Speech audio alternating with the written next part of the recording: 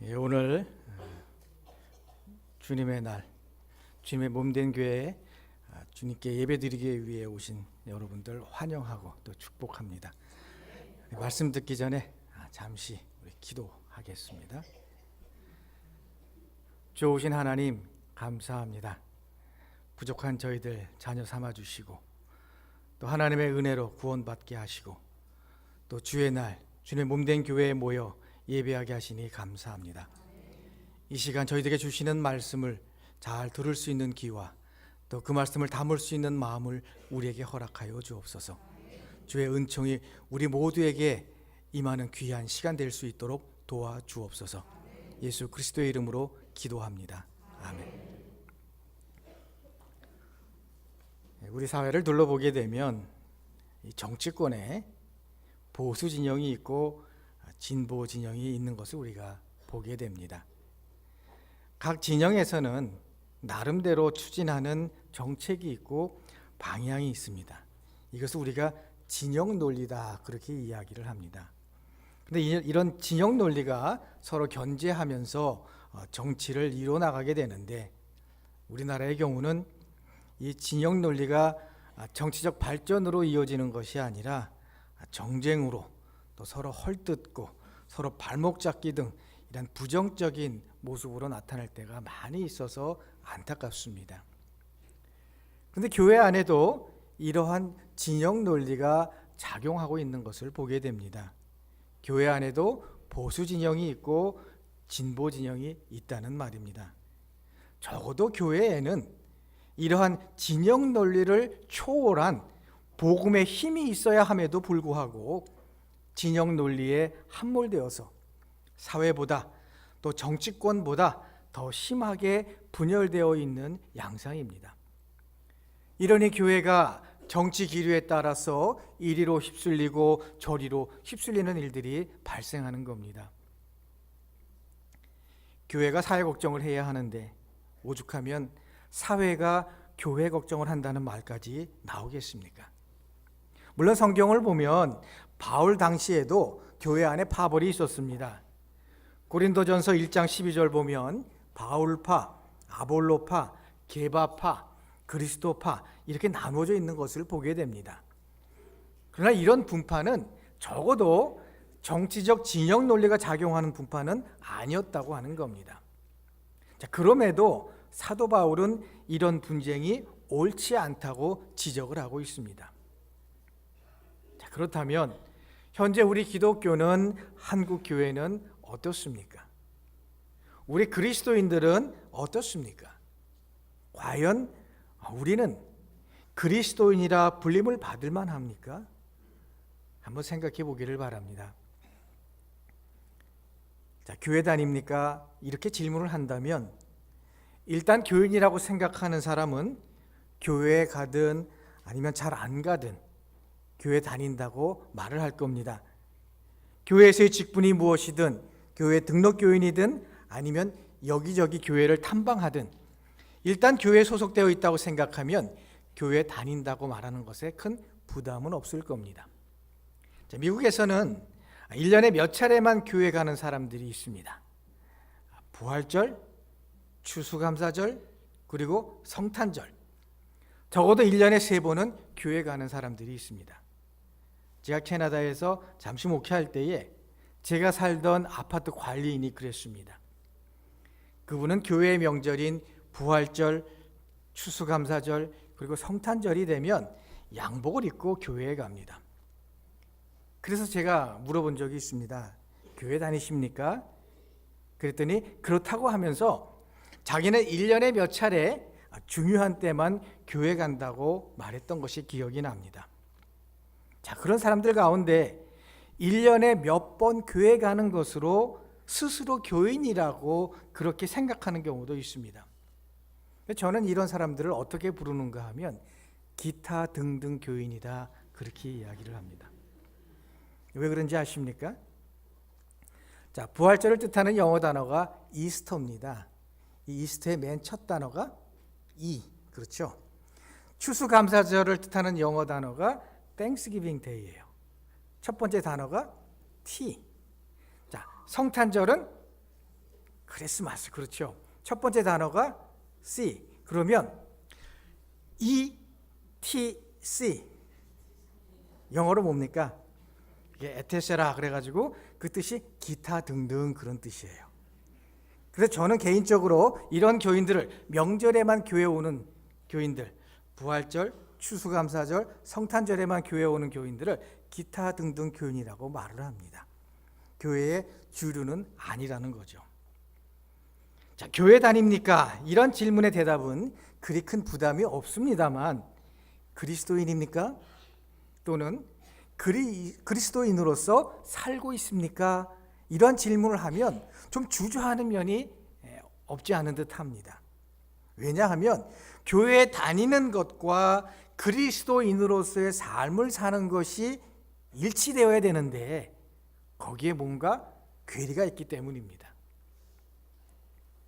오늘 우리가 읽은 사도행전 11장 19절부터 보면 스데반이 순교한 후에 환난을 피해서 흩어진 사람들이 베니게와 구브로와 안디옥까지 가서 복음을 전했다는 기록이 나오게 됩니다. 자, 베니게는 오늘의 레바논이고 구브로는 오늘날의 그리스의 섬인 키프러스를 말합니다. 그리고 안디옥은 시리아의 고대 도시를 지칭합니다.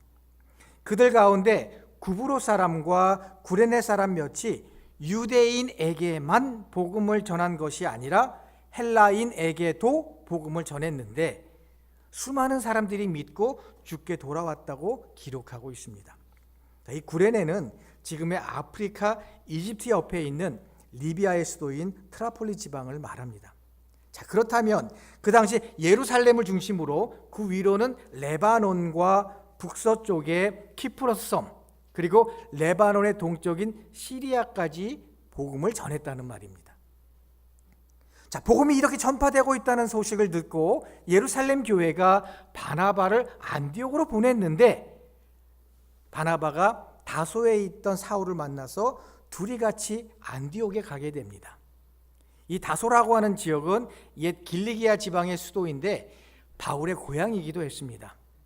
자, 여기서 바나바가 등장을 하는데 사도행전 11장 20절 보면 바나바에 대해서 이렇게 설명을 합니다. 착한 사람이고 성령이 충만하고 믿음이 충실한 사람이라고 나옵니다. 자, 착한 사람이고 성령이 충만하고 믿음이 충실한 사람이다. 자, 성경에서 이렇게 설명을 해주는, 이렇게 증언해주는 사람, 이보다 더 큰 찬사가 어디 있겠습니까? 저는 선창교회 모든 성도님들이 착한 사람이고 성령이 충만하고 믿음이 충실한 사람이 되시기를 바랍니다. 자, 뿐만 아니라 사도행전 4장 36절에서 37절 보면 바나바가 자기 밭을 팔아서 예루살렘 교회를 섬긴 착한 사람임을 보여주고 있습니다. 자, 이것으로 보아서 바나바는 신실하고 헌신적인 사람이었음을 알 수가 있습니다. 자, 그 당시 바울은 사도행전 9장 26절부터 30절에 보면 예루살렘에서 예수를 증거하다가 유대인들이 자신을 살해하려고 하는 그런 음모를 알고 그의 고향인 다소로 가서 조용히 지내고 있었습니다. 자, 바나바는 이 다소에 있는 사울을 불러서 둘이 협력해서 안디옥에서 목회를 했습니다. 자, 이때부터 이방 전도가 본격적으로 진행되었는데 안디옥을 중심으로 활발하게 진행이 되었다는 겁니다. 그렇게 해서 안디옥 교회가 시작이 되었습니다. 자, 여기서 중요한 것은 예수를 믿는 사람들이 박해를 받을 때에 그들의 신앙을 저버리거나 숨어버린 것이 아니라 환난을 피해서 다른 지역으로 가면서도 신앙의 끈을 놓지 않고 신앙을 바탕으로 말씀을 전했다고 하는 겁니다. 만일 박해가 없었다면 예수를 믿는 사람들은 예루살렘에서 유대인 중심으로만 성장했을지도 모릅니다. 그러나 핍박을 피해서 다른 지역으로 옮겨가서 그곳에 있는 이방인들에게 복음을 전하면서 이방인 선교가 확대가 되었습니다. 환난과 핍박이 오히려 복음 전파와 복음 확장의 계기가 되었던 것입니다. 보통 사람들은 어려움이 닥치면 신앙에서 멀어지는 경향이 있습니다. 그러나 성경에 나오는 사람들은 그들이 핍박을 받을 때에 오히려 신앙을 붙들고 또 하나님 나라에 소망을 두며 살았던 것을 보게 됩니다. 그것뿐만이 아니라 자기만 그리스도를 아는 것에서 그치지 않고 가는 곳마다 만나는 사람에게 예수 그리스도를 증거했다는 겁니다. 그럴 때 그들은 그리스도인이라 불리게 되었던 겁니다. 오늘 우리의 모습을 보게 됩니다. 위기의 시대입니다. 인권법이라는 것 때문에 이젠 전도하는 것도 어려워지고 또 사이비 이단을 배격하는 것도 어려워질 전망입니다. 성소수자 보호법이라는 것 때문에 동성애자나 성전환자를 비판하기는커녕 오히려 제재를 받게 되고 이들을 제3의 성으로 당연시하여 받아들일 것을 강요받고 있습니다. 그래서 어떤 이는 보이지 않는 기독교 탄압이 서서히 시작되고 있다고 말하기도 합니다. 그것도 합법적으로 말입니다. 기독교의 설 자리가 점점 좁아지는 그런 시대입니다. 다시 말해 영적 전쟁이 점점 심해지는 시대라고 하는 겁니다. 그런데 기독교 내에서는 분열 양상만 보이고 있으니 암담하기만 합니다. 이럴 때일수록 우리는 성경에 나타난 사람들처럼 신앙을 붙들어야 하는 겁니다. 1900년대 초 나라의 운명이 암담할 때에 우리 민족은 하나님을 의지하기 시작했습니다. 사람들이 교회에 모이고 회개하고 말씀 듣고 전도하는 일을 통해서 1907년 대부흥을 이루었습니다. 환난을 통해 진실된 그리스도인들이 나타납니다. 현재 우리에게 닥친 이 위기를 기회로 삼아서 하나님의 뜻을 구하고 하나님의 뜻을 우리의 삶 가운데 그리고 이 땅에 이루기 위해서 노력해야 할 것입니다. 이 어려운 시기에 신앙을 꽉 붙들고 말씀에 서서 말씀에 바로 서서 복음 전파하는 일에 최선을 다할 수 있기를 바랍니다. 다음으로 생각해 볼 것은 바나바와 바울이 안디옥에 가서 1년 동안 많은 사람들을 가르쳤는데 그들의 제자들이 안디옥에서 비로소 그리스도인이라 불리게 되었다고 기록하는 겁니다. 여기서 중요한 것은 예수 믿는 사람들이 그리스도인이라고 불리게 된 그 지역이 예루살렘이 아니라 안디옥이라고 하는 겁니다. 자, 그 당시 초대교회의 중심지, 초대 기독교의 중심지는 예루살렘이었습니다. 예루살렘이 예수님을 따르는 사람들의 중심지라고 한다면 이 안디옥은 이방인들이 사는 변방이었습니다. 안디옥은 예루살렘 북쪽으로 약 480km 지점에 위치한 성읍으로 로마 제국 안에서는 로마와 알렉산드리아 다음으로 큰 도시였습니다. 이 안디옥은 퇴폐 도시로 유명했지만 그럼에도 불구하고 이방 선교의 거점이 되었다고 하는 겁니다. 예루살렘에는 경건한 유대인들이 많이 살고 있었습니다. 그들은 성령 강림을 체험했고 방언을 했습니다.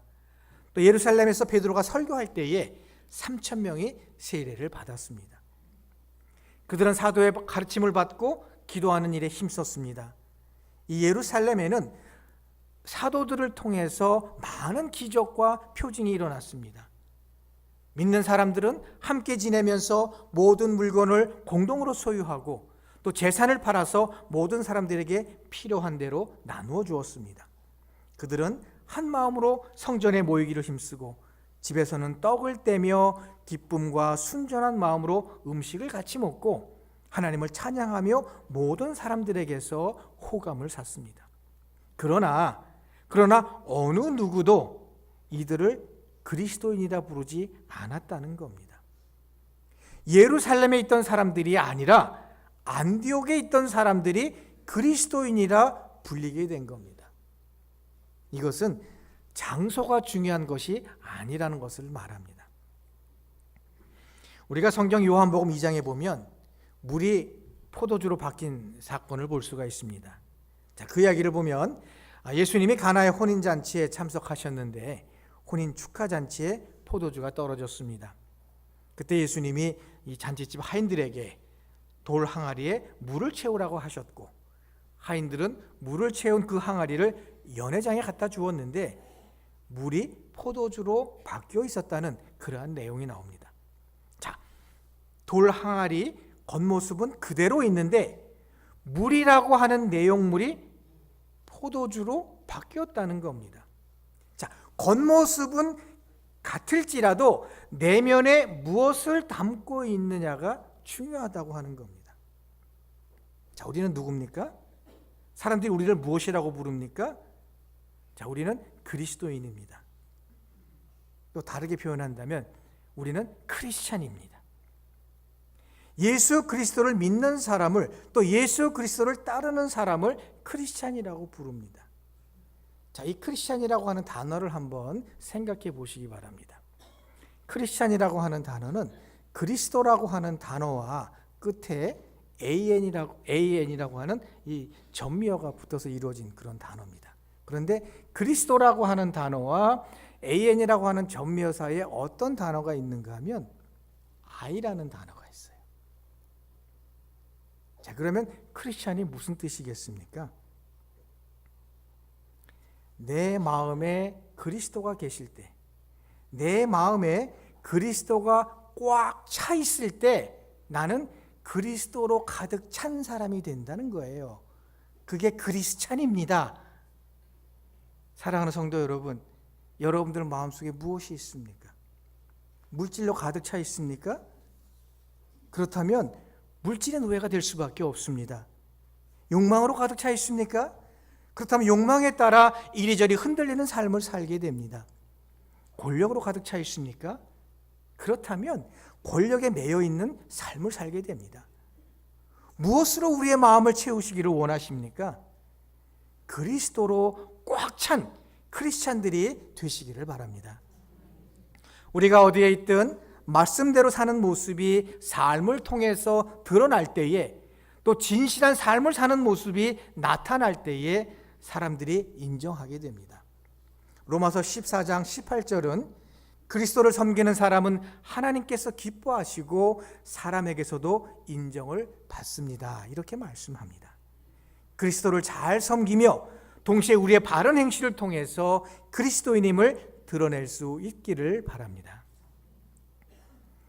그 다음 우리가 생각할 중요한 것은, 자, 이때 처음 그리스도인이라고 하는 용어가 생겼다는 그러한 구절입니다. 26절 보면 제자들이 안디옥에서 비로소 그리스도인이라 일컬음을 받게 되었더라, 이렇게 기록하고 있습니다. 자, 비로소라고 하는 단어, 이때 처음 그리스도인이라 불리게 되었다는 것을 뜻합니다. 자, 이것은 예수를 믿는 사람들을 갈릴리 사람이라고 부르는 것과는 천지 차이가 나는 명칭입니다. 자, 그전에는 예수님을 따르는 사람들을 예수님이 갈릴리 출신이다, 그래서 갈릴리 사람이다, 뭐 이렇게 부르기도 했습니다. 그런데 이 갈릴리 사람이라고 부르는 것은 무시하거나 비난조로 사용하는 그렇게 좋지 않은 그런 단어였습니다. 또 사도행전 24장 5절을 보면 바울을 어떻게 지칭하는가 하면 나사렛 땅의 괴수라고 말을 합니다. 이것도 상당히 부정적인 명칭입니다. 그런데 안디옥에서 예수 믿는 사람을 처음으로 그리스도인이라고 부르기 시작했다는 것은 많은 의미를 갖고 있는 겁니다. 자, 이것은 예수를 믿는 사람들의 모임이 유대교의 한 분파가 아니라는 것을 나타냅니다. 무언가 기존의 유대인들과는 다른 긍정적인 특징이 있다는 겁니다.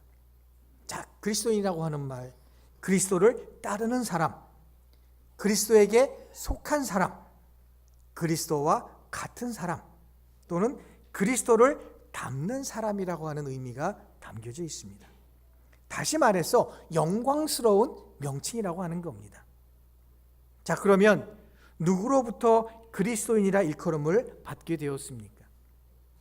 제자들끼리 또는 신도들끼리 그렇게 불렀을까요? 예루살렘에서 온 사람들로부터 그렇게 불림을 받았을까요? 아닙니다. 안디옥 사람에게서 그리스도인이라는 명칭을 받게 된 겁니다. 자, 그런데 안디옥 사람들은 예수를 모르는 사람들이었습니다. 예수를 모르는 사람들이 예수 믿는 사람들을 보고 그리스도인이라고 부른 겁니다. 자, 어떻게 해서 안디옥 사람들은 예수 믿는 사람들을 그리스도인이라고 불렀을까요? 그것은 예수 믿는 사람이 무언가 다른 점이 있기 때문이었습니다. 분명한 것은 예수 믿는 사람들은 다른 사람들과 무언가 분명히 구별되는 점이 있었다는 겁니다. 근데 안타까운 것은 요즘 그리스도인들, 세상 사람들과 별 차이가 없어 보입니다. 오히려 그리스도인이라고 하면서 나쁜 짓을 많이 하는 사람들이 있어서 선량한 그리스도인들까지 한꺼번에 욕먹을 때도 있습니다. 그러다 보니까 이 그리스도인들이 소극적이 되고 위축이 되어서 그리스도인이라고 하는 사실을 주변에 알리는 것을 꺼리기도 합니다. 자, 그런데 그리스도인이라고 하는 것을 숨기면서 살다 보니까 스스로가 그리스도인인지 아닌지 모호할 때가 있습니다. 그러면 자기 편한 대로, 자기가 원하는 대로 행동을 하게 됩니다. 자, 그런 삶은 그리스도인으로서의 정체성을 약화시키고 세상 속에 묻혀 사는, 또 세상 속에 묻어가는, 또 세상과 더불어 사는 이중적인 그리스도인을 양상하게 된다는 겁니다. 분명 주일에는 교회 가서 예배를 드리지만 교회를 나서는 순간 세상 사람으로 변신하는 이중적인 모습으로 말입니다. 이런 이중적인 모습으로 살다 보니 그리스도인으로서의 삶을 돌아보며 살기보다는 쉽게 세상과 타협해버리는 삶을 살게 됩니다. 그리스도인으로서 목소리를 높여야 할 때에 침묵해버리고 맙니다. 이런 일이 반복되다 보면 결국 세상이 이기게 되고 그리스도인들은 세상에 이끌려 살아갈 수밖에 없는 환경이 만들어진다는 겁니다. 오늘의 모습이 그렇지 않습니까? 과거엔 그리스도인들을 예수꾼 또는 예수쟁이로 부른 적이 있었습니다. 그래도 그런 표현이 차라리 낫습니다. 요즘은 어떻게 부릅니까? 요즘은 개자를 넣어서 부르지 않습니까? 그래서 기독교인도 아니고 개독교인이라고 부릅니다. 자, 이런 표현은 갈릴리 사람이라고 부르는 것 또는 나사렛 땅이라고 부르는 것보다 더 모욕적인 표현이라고 하는 겁니다. 그런데 그런 표현에 모욕감을 느끼거나 수치심을 느끼거나 분노하는 사람을 찾기가 어렵습니다. 그저 나는 개독교인이 아닙니다 한 모습으로 자신을 감추고 지내는 것 같습니다. 여기에 안타까움이 있다는 겁니다. 이젠 그런 부정적인 명칭이나 소극적인 태도에서 벗어나야 합니다. 어떤 사람이 이런 말을 했습니다. 우리가 상상할 수 있는 최악의 인생은 평생 그리스도인으로 살았지만 어느 순간 정작 참 그리스도인이 아닌 것으로 밝혀진 인생일 겁니다. 자, 얼마나 슬픈 인생입니까? 저 사람이 그리스도인인 줄 알았는데 어느 순간 보니까 그리스도인이 아니었다는 겁니다. 상상조차 하고 싶지 않은 인생이 있다면 바로 이러한 인생일 겁니다. 이런 사람이 있다는 것이 얼마나 충격적입니까? 오스왈드 챔버스는 이런 말을 했습니다. 크리스찬은 풀타임 사역자입니다. 그래서 어느 때는 신앙인처럼 살다가 어느 때는 세상 사람처럼 살 수 없습니다. 그리스도인은 교회에 있을 때도 그리스도인이고 집에 있을 때도 그리스도인이고 직장에 있을 때도 그리스도인이고 사회에서 살 때도 그리스도인이라는 겁니다. 교회에 와서만 그리스도인이고 교회 밖에 나가면 세상 사람 되는 그런 모습은 그리스도인이 아니라는 거예요. 그리스도인은 파타임이 없다는 겁니다. 온전한 삶이 그리스도인의 삶이 되어야 한다는 말이에요. 이제 우리는 그리스도인으로 떳떳하게 그리고 자신 있게 살 수 있어야 합니다. 자, 그러면 어떻게 해야 그리스도인으로 불리며 살 수 있습니까? 그리스도인으로 불림을 받게 되는 것은 주일에 교회 간다고 그렇게 되는 것이 아닙니다. 적어도 교회 안에서는 그리스도인이어야 하지만 그건 당연한 거지만 교회 밖에서도 그리스도인으로 살아야 합니다. 내가 예수를 믿는다고 공언하거나 스스로 나는 그리스도인입니다 이렇게 말하지 않아도 일상생활에서 그리스도와 함께함을 보여줄 때에 그리스도인이라 일컬음을 받게 된다는 겁니다. 매사에 하나님의 은혜를 인정하고 하나님의 은혜에 감사하는 사람이 진정한 그리스도인이 되는 겁니다. 바른 신앙생활, 소금이 되는 삶을 살 때에 그리스도인으로 인정받게 되는 겁니다. 예수 그리스도를 따르는 생활, 예수 그리스도를 닮는 생활을 통해서 주변 사람들로부터 또 믿지 않는 사람들로부터 그리스도인이라 일컬음을 받을 수 있어야 할 것입니다. 사도 바울이 살던 시대에, 그때 로마는 대제국이었지만 도덕적으로 타락해서 향락 문화에 빠져 있었습니다. 그런 로마에 그리스도인들은 10%도 되지 않았습니다. 그러나 이 소수의 그리스도인들이 선한 영향력을 보여주었을 때에 예수를 모르는 사람들로부터 인정을 받게 되었습니다. 마침내 그리스도교는 313년 로마의 국교가 될 수 있었습니다.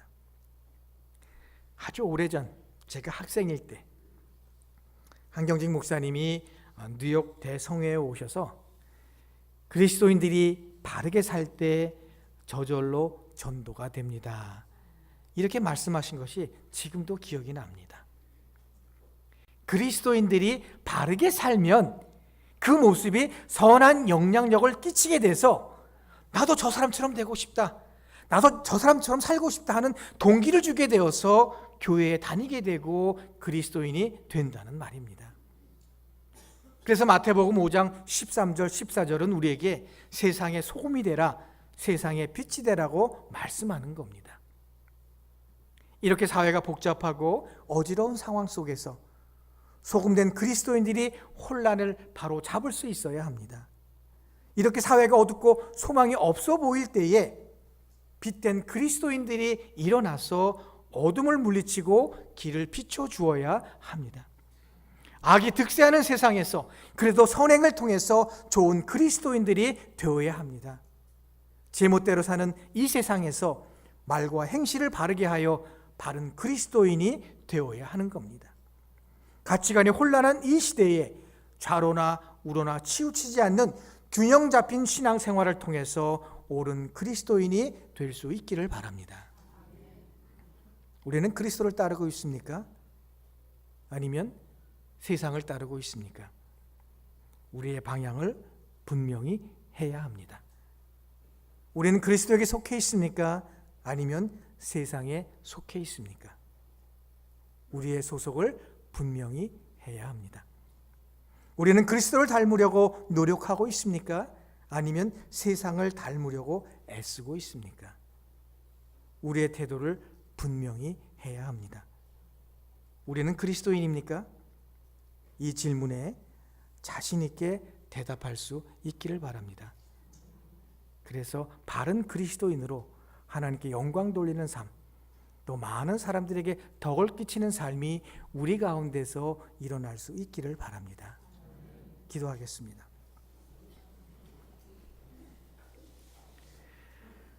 부족한 저희들을 불러서 하나님의 자녀 삼아주시고 예수 그리스도의 대속의 은총을 잊게 하신 하나님 감사합니다.